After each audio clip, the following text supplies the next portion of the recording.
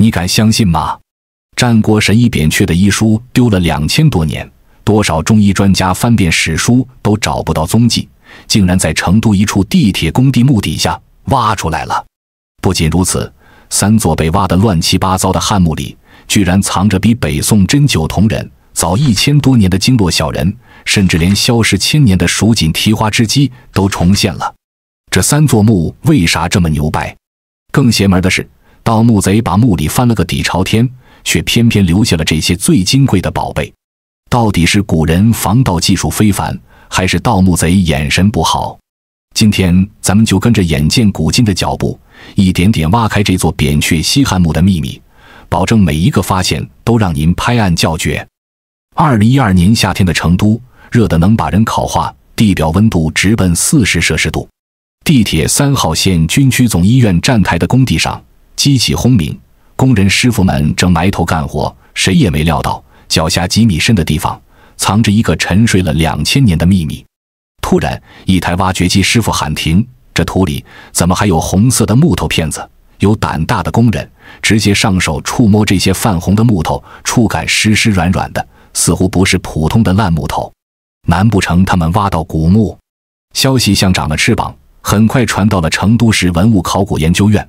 当时正在另一处史前遗址忙活的谢涛接到通知后，连手里的工具都没来得及放下，就火急火燎地往这边赶。到了现场，谢涛一看就犯了难，工地到处是钢筋水泥，古墓恰恰藏在地铁施工范围里。谢涛没法子了，想进去探查，就只能钻施工队凿出的一个狭窄管线。那管线又黑又矮，他只能猫着腰举着电筒往里挪。刚走几步，眼前的景象就让他心里一震，只见一片瘆人的满坑红，红色的棺木残片，红色的漆木器碎片，连椁室的内壁似乎都刷着一层鲜红的生漆。谢涛为什么会这么震惊？其实在古代，红色可不是什么喜庆色，而是葬礼的标配。这鲜艳的红色说明他们挖到的是一座高等级大贵族墓葬。而且要知道，成都平原是冲积平原，地下3到5米深就是砂石层，水根本存不住。以前挖的汉墓，别说漆木器，连棺木都只剩点印子，能见到这么多红色漆木器，简直是破天荒了。而能见到满眼的红，说明这座大墓保存情况肯定不错，说不定这次能挖出什么稀世珍宝，震惊中外都是有可能的。可没等他高兴多久，一个刺眼的东西就闯进了视线。椁室角落里居然躺着一个矿泉水瓶。谢涛的心一下子沉了下去，这肯定是现代人进去过，要么是施工队的人，要么是盗墓贼。再仔细一看，更糟的情况出现了。一根直径1米多的排水管斜着从墓坑上方穿了过去，距离椁板只有50厘米到1米的距离，墓坑的一角都被管子撞破了。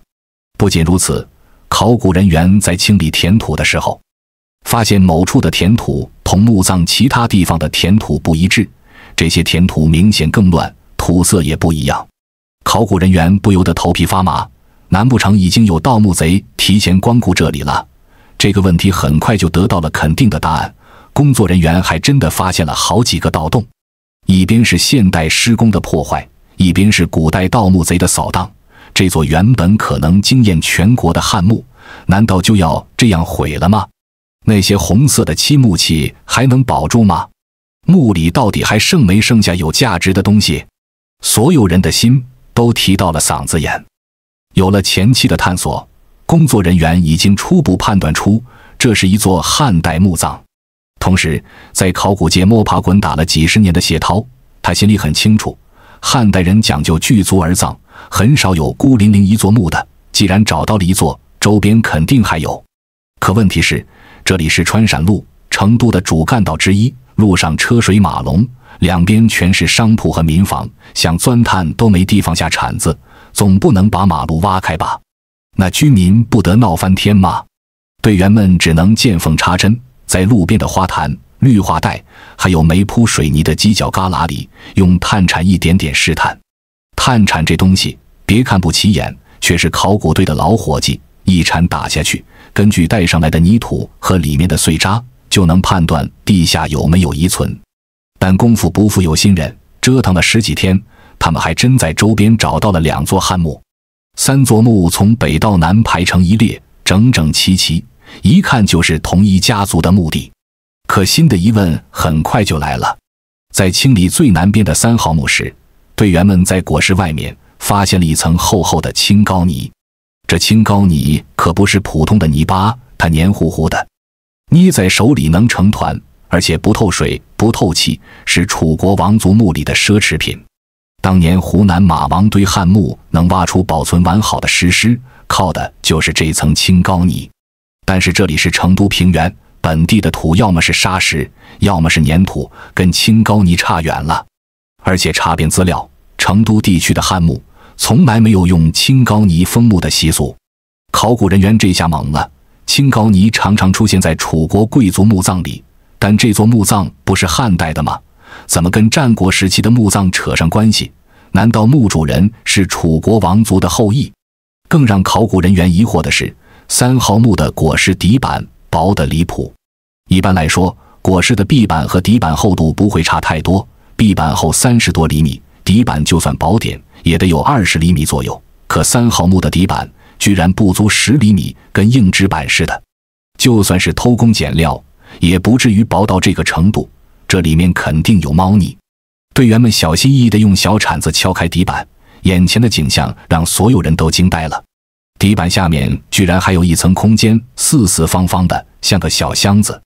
考古人员左看右看，都觉得这像是一个防盗设计。无独有偶，2006年陕西蓝田发掘北宋吕氏家族墓时，考古队也发现过类似的防盗设计。古人的智慧真的不服不行。他们知道盗墓贼会挖墓地，所以故意把底板做薄，下面藏个夹层，把贵重的东西放在里面。可问题是，3号墓的夹层会不会也被盗了？还有那层青膏泥到底是怎么运到成都的？墓主人如果是楚国人，又为什么会葬在这儿？一连串的疑问像钩子一样勾着大家的心。可此时中间的2号墓还被一座汽车展厅压着，想发掘就得拆房子，协调地铁公司、当地政府、商户，光是沟通就花了20多天。谢涛只能先带着队员集中精力继续挖3号墓。经过探查，考古人员发现3号墓的夹层被分成了南北2部分，南侧的盖板已经被敲得乱七八糟，里面塞满了淤泥，一看就是盗墓贼的杰作。但不幸中的万幸是，北侧夹层的盖板还严丝合缝的，没被人动过。这就不对劲了，为什么盗墓贼只敲了南侧的夹层，没动北侧的？是有什么不为人知的隐情，还是时间不够，盗墓贼仓促逃走了？答案暂时无从知晓，工作人员只能把希望全部寄托在北侧夹层上。此时此刻，每个人的心里既紧张又期待，不知道里面藏的是金银珠宝还是什么别的东西，就跟开盲盒一样。就算再紧张也急不得，队员们担心弄坏里面的文物，只能用海绵一点点吸干淤泥，抽干夹层里面的水。泥水被吸干后，队员杨永鹏就传来新的消息。原来是杨永鹏在发掘的时候，铲子突然碰到了一个硬东西，他赶紧放慢动作，小心翼翼地拨开淤泥，一个黑乎乎的木头人露了出来。那木头人很奇怪，竟然是裸体的。我们都知道，古时有一项可怕的葬俗人殉制度，为了更加真实，工匠们会为他们刻画出衣服以及毛发。可是在3号墓中，这件人俑身上却明显没有类似的纹饰，而且身上还画着红色的线条，弯弯曲曲的，从头顶一直连到脚底。杨永鹏仔细端详这个人俑，越看越觉得熟悉，突然脑中灵光一现，喊出了答案：这是经络人俑。说出来你可能不信，但是就是那么巧合。几天前，杨永鹏正好在看1993年绵阳双胞山汉墓的发掘报告，而那座墓里就挖出了一尊经络7人，身上画着经脉线条，被称为中国最早的针灸模型。因此记忆犹新的杨永鹏才能那么快反应过来。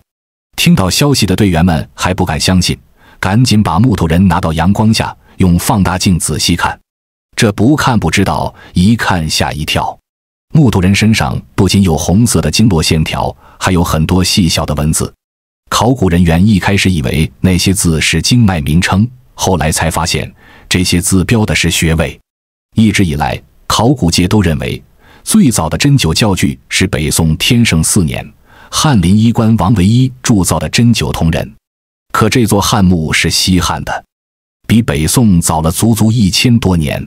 这意味着西汉时期古人就已经有了标注穴位的针灸模型，这直接改写了中医教具的起源史。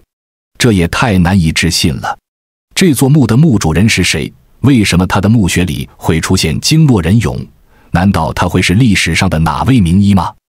问题先放一边，我们接着往下看北侧夹层的清理。负责清理的考古队员，他们的心情就像坐过山车一样，刚因为经络俑激动完，又有了新发现。淤泥里堆着一堆黑乎乎的细竹条，软乎乎的，稍微一碰就断，看起来像煮烂了的面条。此时的工作人员还没有放在心上，大家都以为是竹编的筐烂了，或者是马车的构件，但他们还是没有掉以轻心，把这些细竹条交给了负责清理的队员。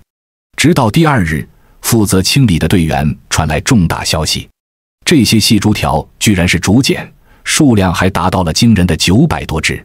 更庆幸的是，竹简上面还依稀可见些许文字。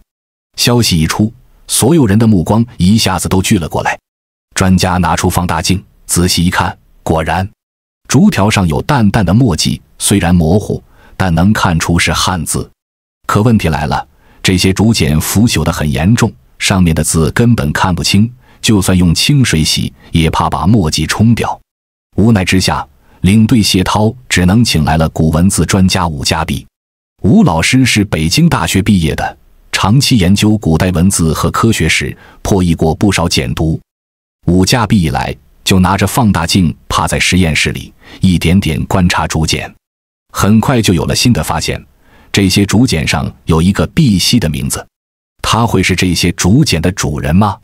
其实不然，他虽然不是竹简的主人，但却是另一个大人物。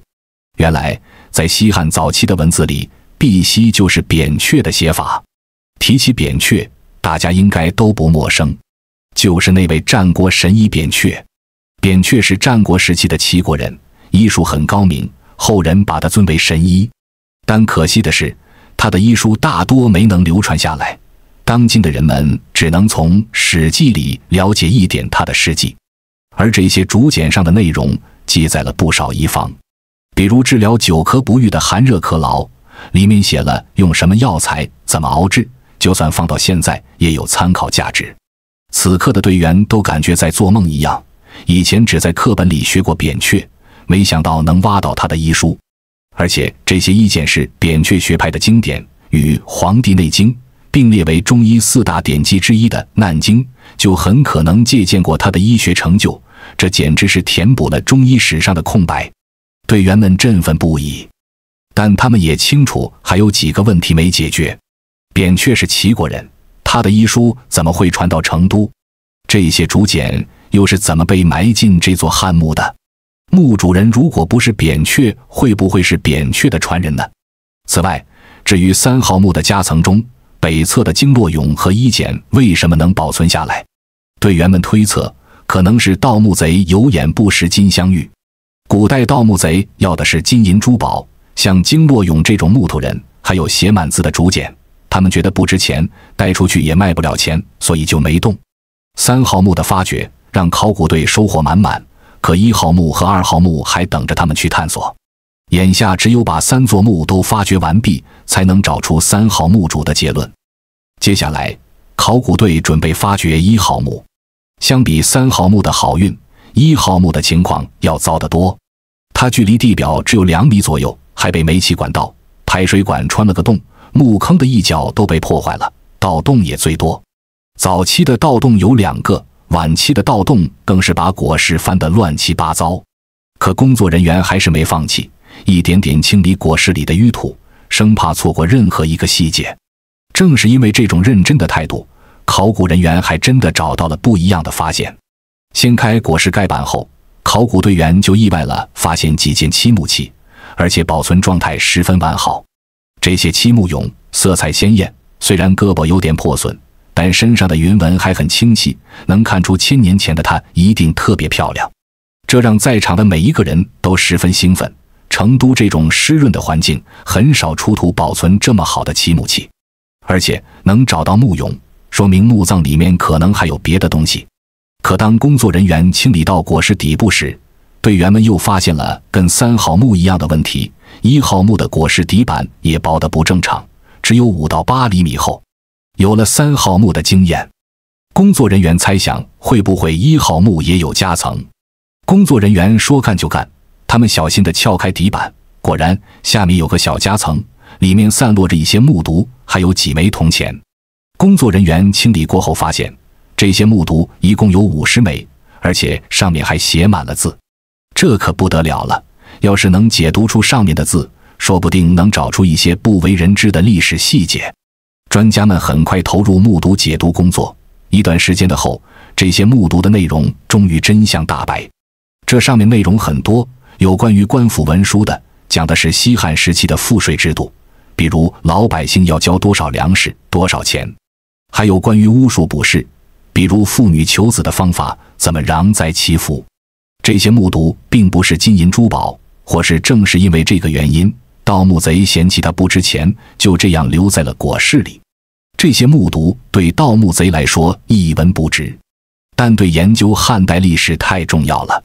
比如赋税文书，能让我们知道当时成都地区的经济情况；巫术卜筮的内容，能了解当时老百姓的生活习俗，而这些都是史书里没详细记载的。除开这个惊喜，另一个让大家眼前一亮的是一个出土的漆耳杯。漆耳杯是汉代人喝酒用的器具，一般是椭圆形，两边有耳。清理这个漆耳杯时，队员们在杯底发现了一个的井字。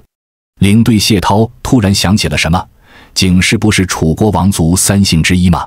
战国时期，景氏是楚国的大贵族，秦灭楚后，很多景氏后人迁到了关中，后来又有一部分迁到了蜀地。为了验证这个推测，队员们又仔细看了看夹层里的几枚铜钱，有半两钱，也有5铢钱。半两钱是秦朝的货币，西汉初期还在流通；5铢钱是吕后时期才开始铸造的。这说明1号墓的墓主人生活在吕后到文帝、景帝时期，跟景氏签署的时间正好对得上。这样一来，1号墓的墓主人可能是景氏的后裔。而且从墓牍的官府文书来看，墓主人可能还是个小官员，负责管理赋税之类的工作。井字的发现让3座墓的墓主人身份有了线索，很可能都是景氏家族的人。1号墓的墓主人是官员，3号墓的墓主人是疑似懂医术的扁鹊，那2号墓的墓主人又会是什么身份呢？解决完1号墓和3号墓，考古队终于把目光投向了中间的2号墓。这座墓是3座墓里规模最大的，可它被一座汽车展厅压着，想发掘就得拆房子。不仅要跟展厅的业主沟通，还要跟商户协商搬迁，还要协调地铁公司调整施工计划，光是沟通就花了大半年时间，直到2013年年初才正式开始发掘。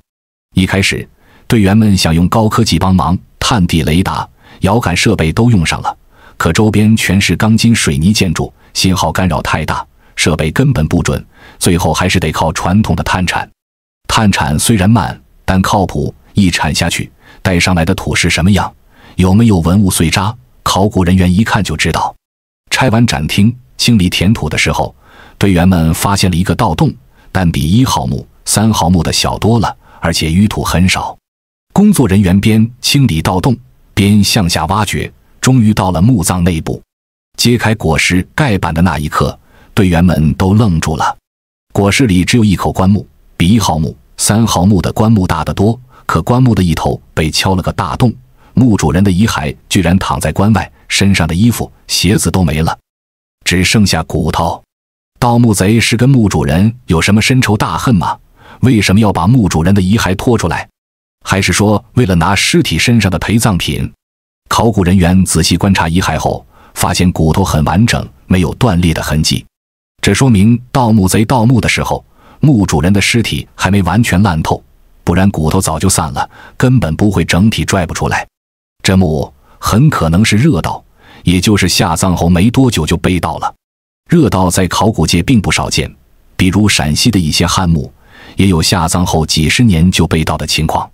盗墓贼很可能是当地人，甚至是参与过墓葬修建的人，知道墓里有啥宝贝，也知道怎么避开防盗措施。2号墓是热盗，那么3号墓也有可能是热盗。如果真的是这样，那3号墓为什么只被盗了南侧夹层，而北侧夹层十分完好的疑问就能被解答了。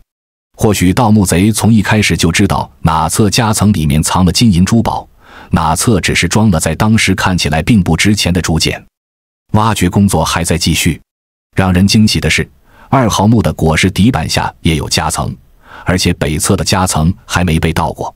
队员们吸取了3号墓的经验，没有用抽水机抽水，而是用海绵一点点吸干夹层里的水，生怕弄坏里面的文物。当北侧夹层的底箱完整的出现在人们眼前时，所有人都对它寄予厚望。四川是蜀锦的发源地，可这么多年从来没出土过汉代的丝织品，万一这个底箱里装的就是精致漂亮的蜀锦呢？底箱盖子被慢慢揭开，所有人不由得屏住了呼吸。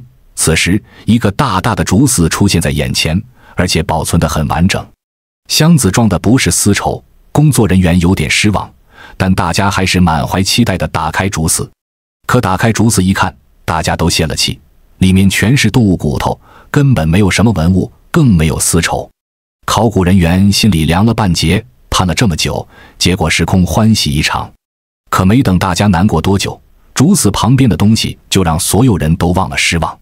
那是一套复杂的器械，全是细木条做的，有横梁，有树干，还有一些小零件，旁边还站着几个彩绘木俑，手里好像拿着丝线。工作人员有些摸不着头脑，这到底是什么东西？上面木俑的姿势像是在拉车，这难道是马车？可仔细一看，旁边还有一个纺车模型，所有人这才反应过来，这不是马车，是织机，而且是提花织机。队员们赶紧小心地提取这些织机，一共发现了4架，结构各不相同，而且这些织机模型还是完整的。要知道蜀锦的提花工艺有多复杂，它需要在普通织机的基础上增加提花装置，才能织出复杂的花纹。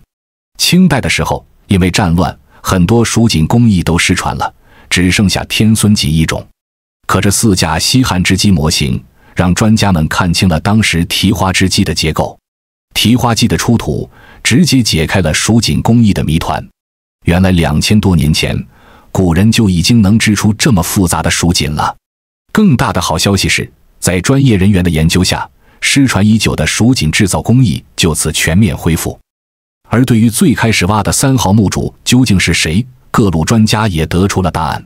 在中国的正史里面，第一个记载扁鹊最详细、最真实的史料，就只有司马迁的《史记·扁鹊仓公传》。在这篇文章里，司马迁把战国的扁鹊和西汉初期的名医参公放在了一起，但并没有说清楚二者之间有什么关系，只提到了他们有相似的经历。数年之后，柳长华教授系统研究了这批医简，终于得出了一个新的结论：这些医简应该是从山东传到蜀地的，属于仓公的医学传承。可是西汉名医仓公的学说出现在西汉墓葬中，这完全符合逻辑。可为什么医简中又常常提到扁鹊呢？其实司马迁的《史记》早已告诉我们答案，原来仓公的医术竟然传承至扁鹊，所以《史记》才会将2人并列。扁鹊的医简的确已经失传，考古人员发掘的这批医简里面反复提到扁鹊，而且很多理论跟仓公的医术能对上，这说明仓公的医术其实是从扁鹊那里传下来的。这批医简里还写了许多核心的医学理论，包括100多个治疗各种疾病的药方，都属于首次发现。这就说得通了，墓主人很可能是仓公的传人，或者是懂医术的官员，所以才会把这些珍贵的医简随葬。而且3号墓里出了经络俑，这应该是墓主人用来教学或者研究的模型，跟医简正好配套。但墓主人具体身份是谁，由于年代久远，许多细节已无法考证了。3座被盗的汉墓，原本以为会一无所获，却交出了3份震惊中国的国宝答卷。1号墓的50枚木牍，让我们读懂了汉代成都的赋税制度和民间巫术。3号墓的经络俑和扁鹊衣简，改写了中医教具史和医学史，让我们看到了2000年前中医的高超水平。2号墓的4架提花织机模型，让失传千年的蜀锦工艺重见天日，证明了汉代蜀地纺织业的繁荣。老关山汉墓的发掘，不仅让我们看到了汉代蜀地的多元文化，更让我们感受到了中华文化的博大精深。虽然还有一些谜团没解开，比如墓主人的具体姓名，医简里更多药方的解读，但这些都不重要了。重要的是，这些沉睡了2000年的国宝终于重见天日，向我们讲述着2000年前成都人的智慧和生活。这就是考古的魅力，也是历史的温度。好了，本期故事就讲到这里了，感谢收看。